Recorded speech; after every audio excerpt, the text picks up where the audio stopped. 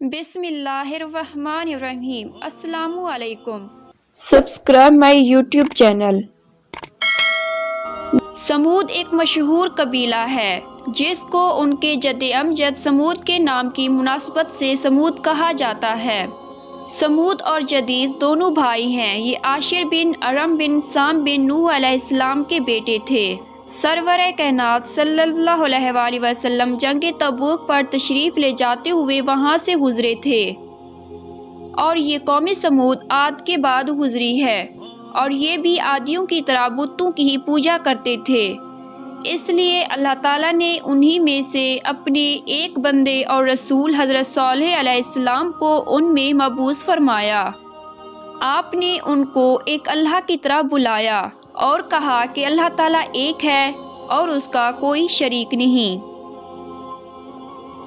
اور اپنی قوم سے کہا کہ بتوں اور دیگر جھوٹے خداؤں کی عبادت چھوڑ دو اور اللہ تعالیٰ کے ساتھ کسی کو شریک نہ بناؤ۔ اور ان میں سے چند لوگوں نے حضرت صالح علیہ السلام پر ایمان لایا، اور اکثر لوگوں نے حضرت صالح علیہ السلام پر ایمان لانے سے انکار کر دیا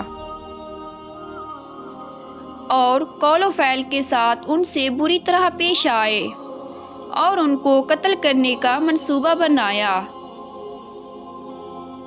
اور اس اونٹنی کو قتل کر دیا تھا جس کو اللہ تعالیٰ نے بطور نشانی ان کے لیے بھیجا تھا۔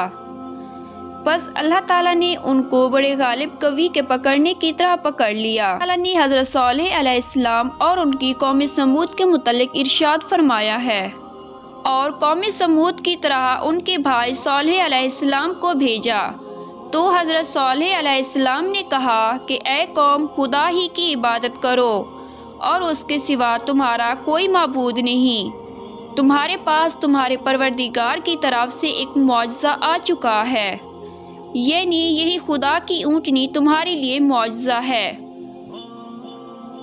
تو اسے آزاد چھوڑ دو کہ خدا کی زمین میں چرتی پھرے، اور تم اسے بری نیت سے ہاتھ بھی نہ لگانا، ورنہ عذاب علیم تمہیں پکڑ لے گا۔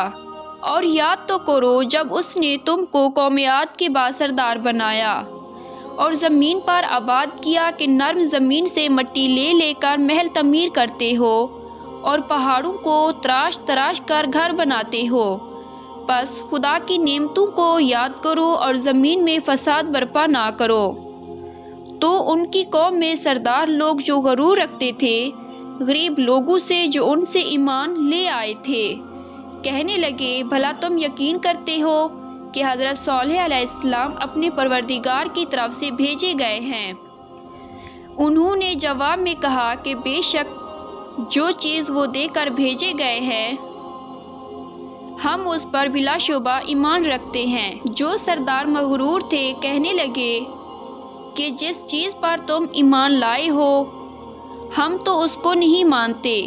آخر انہوں نے اونٹنی کو کاٹ ڈالا اور اپنے پروردگار کے حکم سے سرکشی کی، اور کہنے لگے کہ حضرت صالح علیہ السلام جس چیز سے تم ہمیں ڈراتے رہے ہو، اگر تم خدا کے پیغمبر ہو تو اسے ہم پر لے آؤ۔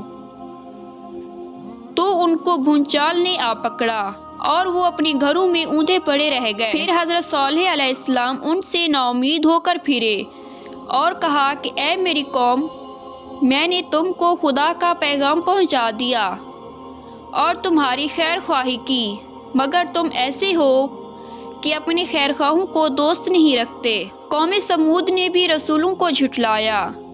جب ان کو ان کے بھائی صالح علیہ السلام نے کہا کہ تم ڈرتے کیوں نہیں؟ میں تو تمہارا امانت دار پیغمبر ہوں، خدا سے ڈرو اور میرا کہنا مانو، اور میں اس کا تم سے کوئی صلہ نہیں مانگتا، میرا صلہ تو خدا رب العالمین کے ذمہ ہے۔